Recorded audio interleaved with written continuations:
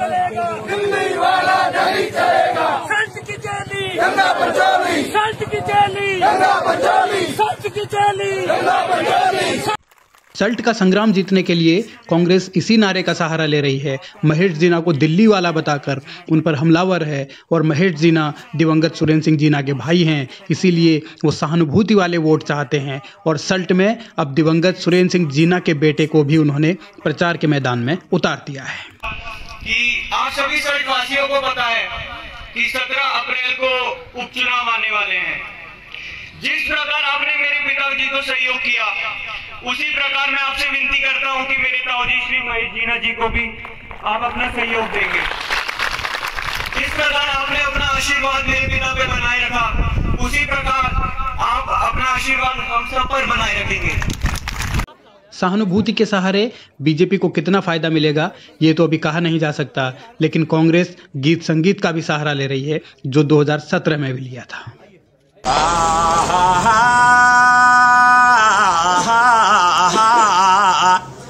यो BJP का राज में जी सुखेगी नहरा, अरे गंगा पंचोली जितली दादा, ये पानी की लहरा गंगा आगे छे सल्ट में जीतली गंगा रे छे सल्ट में। राजनीति के ये रंग आने वाले दिनों में बहुत दिखेंगे, लेकिन फिलहाल महेश जीना तो दिवंगत सुरेंद्र सिंह जीना की आत्मा का भी सहारा चुनाव जीतने के लिए ले रहे हैं। आप सभी को पता है, नवंबर में मेरे भाई सुरेंद्र सिंह जीना जी का अकस्मात निधन हो गया और उनके जाने के बाद परिवार एकदम बिखर सा गया था और उसके बाद किसी प्रकार हिम्मत करके हम सब उनके कार्यों को पूरा करने की हिम्मत जुटा के आप सबके बीच में पूरा परिवार आपके साथ खड़ा है।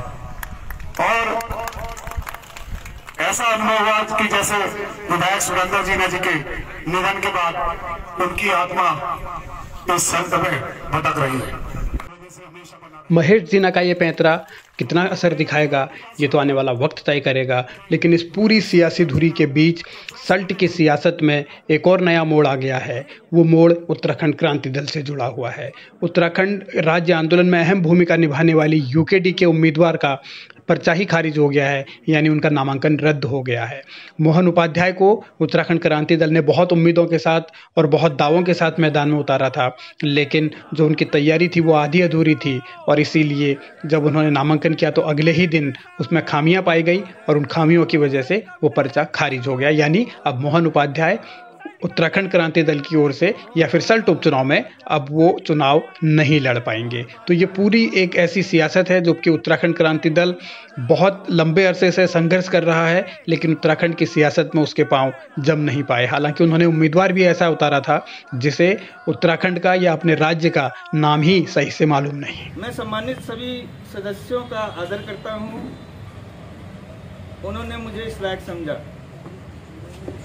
ज़्यादा न कहते हुए आप लोगों को एश्योर करता हूँ कि इस बार उत्तरांचल में उत्तराखंड क्रांति दल ही आएगा।